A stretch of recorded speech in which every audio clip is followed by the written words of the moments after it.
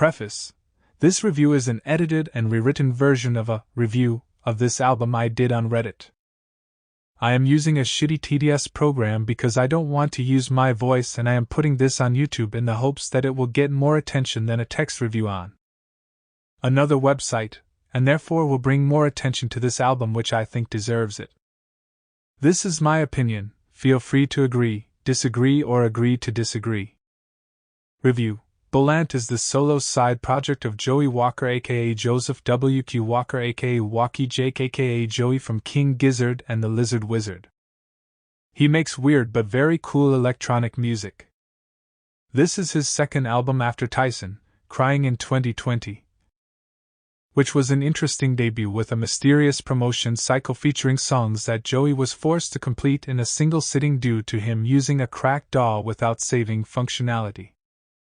As mentioned in the preface, this album is getting little attention, even less so than Tyson, Crying, which is a shame because I think this album definitely surpasses it. And not just because Joey clearly has the ability to save projects now. Going into this album, I wasn't expecting to enjoy it as much as I did. I wasn't really into the lead single, Perfect Shelving Technique, because to me it was kind of repetitive in an uninteresting way, and the piano riff got tedious. However, the increased refinement and production quality over Tyson was clear. For example, the percussion in the intro sounds great. Clown from 2 Towns Over, in contrast, I liked much more for its peaceful yet haunting atmosphere and nicely chosen and placed vocal samples, and Tiny Bad Boy, I liked. However, it is quite far from the dark, creepy and atmospheric vibes of Tyson, which is what I enjoyed most about it. So it did not get me much more excited for the album, although it is noteworthy that Bullant has released many EPs and singles between Tyson and late Life Circ that have gone into different directions, for example Rove, which features a full vocal performance over intense synths, and the You Wonder EP, which is much more upbeat than Tyson.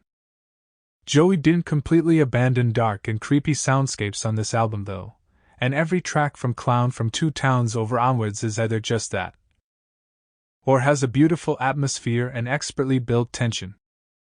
Dark and creepy, I love the subtle synth sounds and vocal samples you hear on Shattered Dub and Modern Colonic, the former of which features a strange man ranting and proclaiming to be God, which adds to the unsettling vibe, and the latter features chopped up vocals that sound like a Skype call with a poor connection.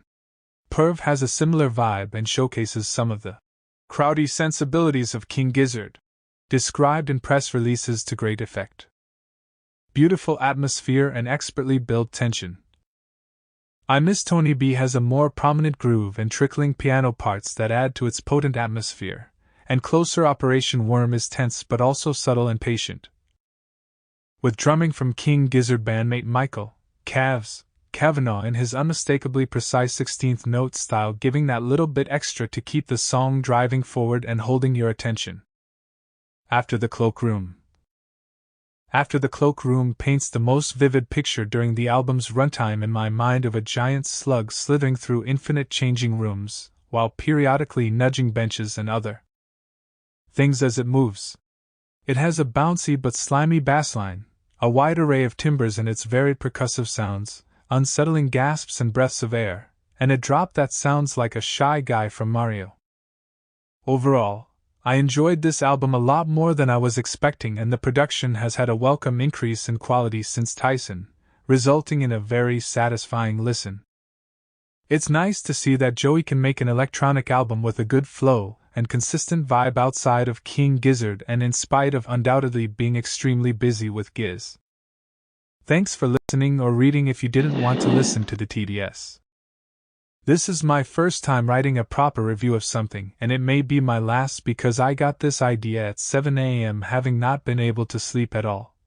And I only went through with it because I couldn't find any discussion of this album on YouTube and much less on professional review sites. Listen to this album and support Bullant by buying it if you like it, and don't subscribe to me because it's likely you might never get something like this again from this channel.